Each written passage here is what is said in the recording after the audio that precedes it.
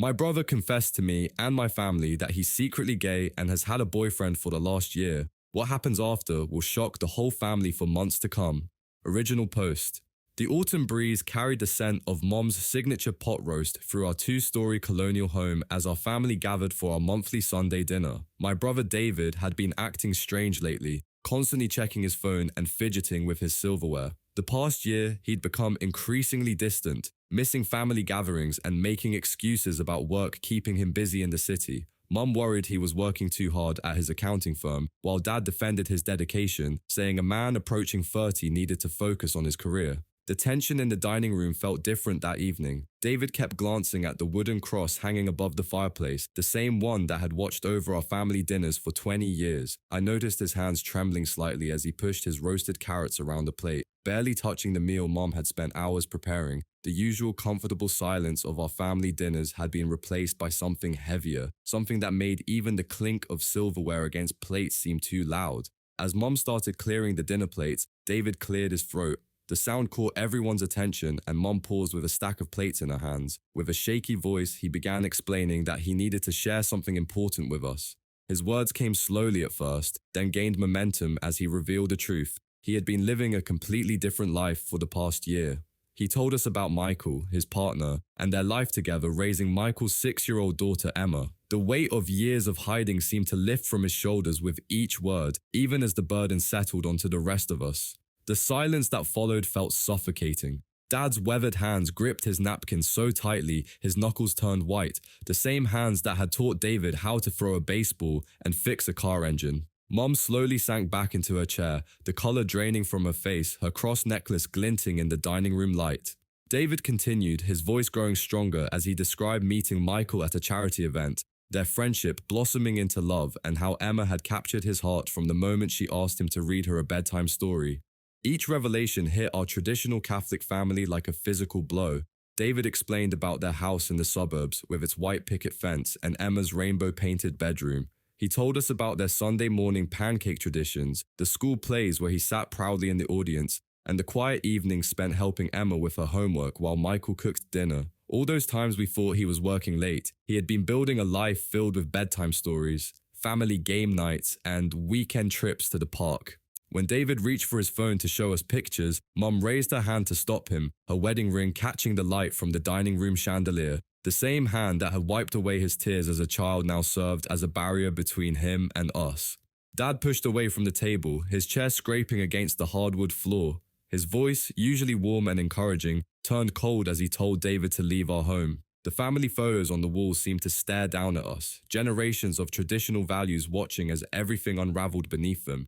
Tears streamed down David's face as he stood, his hands shaking as he collected his keys and phone. Before walking out, he turned back one last time, explaining that his door would always be open if we wanted to meet his family, his real family, he emphasized. The words visibly wounded our parents, who had always prided themselves on our close-knit family values. The sound of his car starting in the driveway seemed to echo through the house, marking the moment our family fractured into before and after. That night, the house felt empty, despite everyone being home. Mum retreated to the sunroom, clutching her rosary beads as she stared out at the garden David had helped her plant years ago.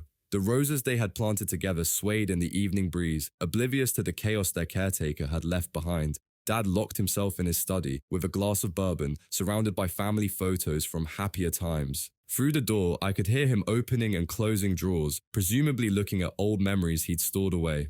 I lay in bed, staring at my phone, reading the text David had just sent, an invitation to Emma's upcoming ballet recital, accompanied by a photo of her in her tutu, beaming at the camera while David and Michael hugged her from either side.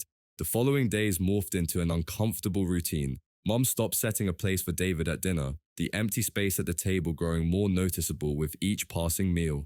Dad took down the photos of David's college graduation from his office, leaving conspicuous bare spots on the wall. They found it easier to erase his presence than confront their own feelings, but in quiet moments, I caught glimpses of their struggle, Mum pausing at David's old bedroom door, her hand resting on the knob before moving on, Dad absently touching David's old baseball trophies when he thought no one was watching, the dust on them showing they hadn't been moved in days.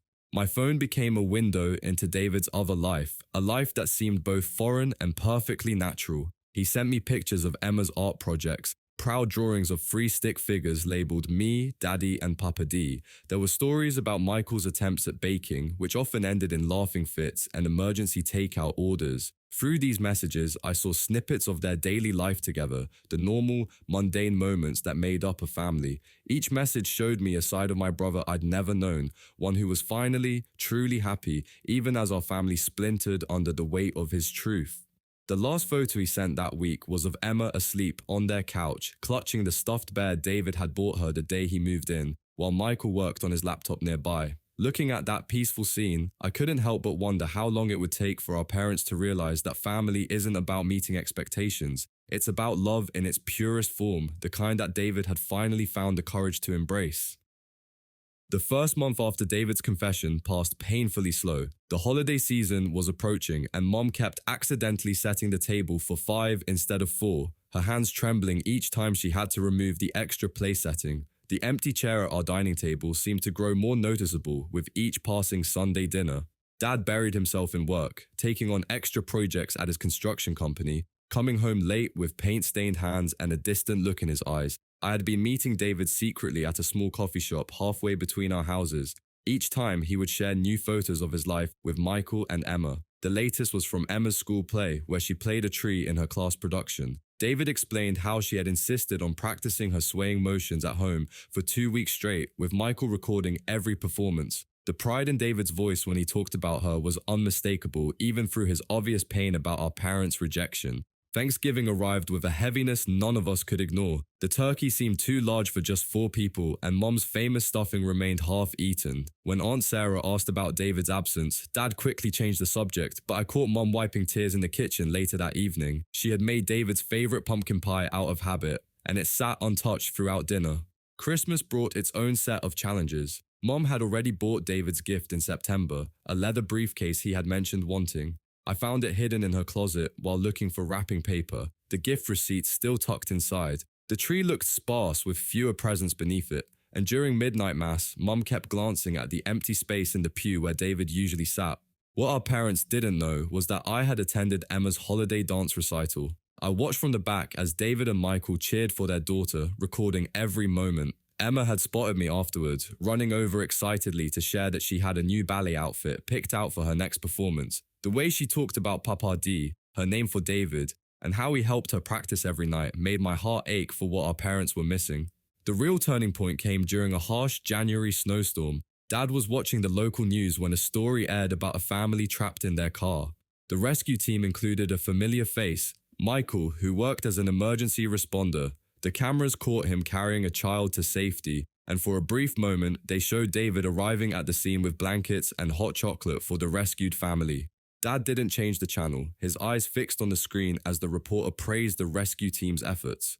That same week, Mom ran into Michael at the grocery store. She later told me how she had hidden behind a display of cereal boxes, watching as he helped Emma pick out ingredients for what seemed to be a birthday cake. The sight of Emma carefully checking each egg in the carton for cracks, just like Mom had taught David to do, left her shaken. She admitted that Emma had David's same serious expression when concentrating.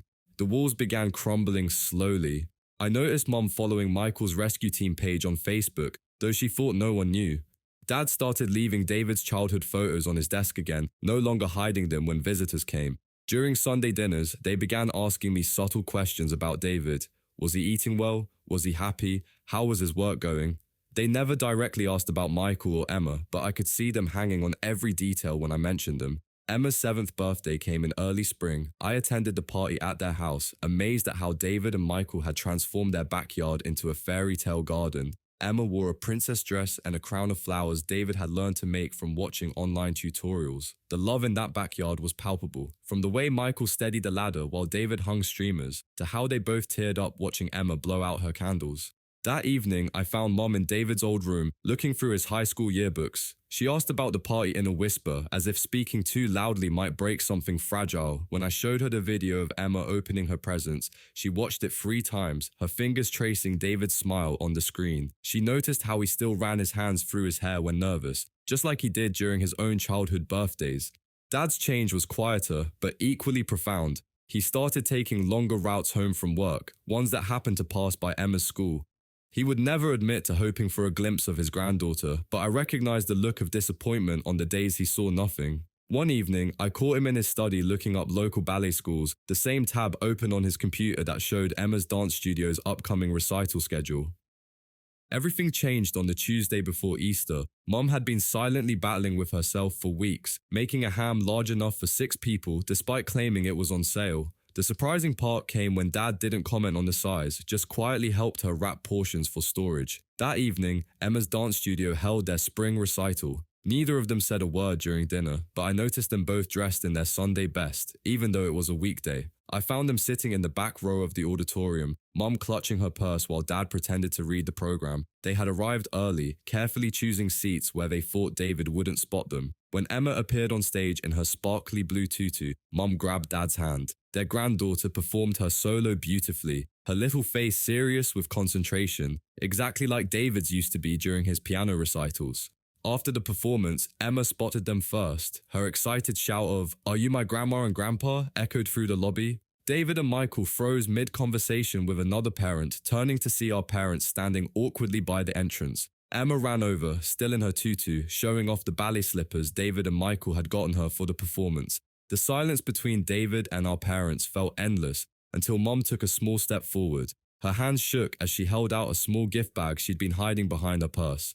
Inside was a music box, the same one that had been passed down through generations of our family, given to each child before their first dance performance. Seeing Emma's eyes light up at the tinkling melody broke something in Mom. She pulled David into a hug, mascara running down her cheeks. Dad stood back, hands in his pockets, until Emma asked him if he wanted to see her cartwheel. The way his face softened, watching her perform the wobbly move in her tutu, reminded me of how he used to watch David at his baseball games. Michael, who had been standing protectively close to David, relaxed slightly when Dad finally stepped forward to shake his hand. The following Sunday, dinner was a testament to change. Mom had set the table for 6, making both David's favorite pot roast and a special mac and cheese she'd learned was Emma's favorite. The old family photos on the walls had been rearranged, making space for new ones. Emma's recital picture now hung in the center. Watching them all together, the changes were subtle but significant.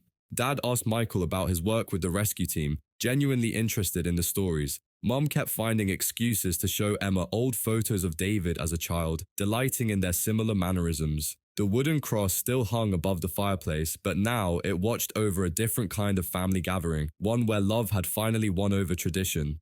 The most touching moment came when Emma fell asleep on the living room couch after dinner. Dad carefully covered her with the same blanket he used to tuck around David, while Mom sat nearby, showing Michael their old family photo albums. David stood in the doorway watching, tears in his eyes as his two worlds finally merged into one. As spring turned to summer, our family found a new rhythm. Sunday dinners became louder, filled with Emma's stories and Michael's jokes. Mom started teaching Emma how to bake cookies, the same recipe she'd taught David years ago. Dad and Michael discovered a shared love of woodworking, spending weekends building a treehouse in David and Michael's backyard. The change in our parents was profound. Mom replaced her Facebook profile picture with one of her hugging both Emma and David at the recital. Dad started wearing the world's best grandpa cap Emma had given him for Father's Day, even to church. They learned that family could be both traditional and unexpected, that love could bridge any gap, and that sometimes the biggest acts of courage come from simply opening your heart to change. Looking back at that Sunday dinner months ago, when David first told his truth, it's amazing how far we've come. Now, as I watch Emma performing her newest dance routine in the living room, with David and Michael cheering her on while Mom records everything and Dad pretends not to tear up, I realize that our family didn't just survive this change, we grew stronger because of it. Sometimes the hardest truths lead us to our greatest blessings, and in our case, it led us to understanding that family isn't defined by expectations or traditions, but by the love we choose to give and receive.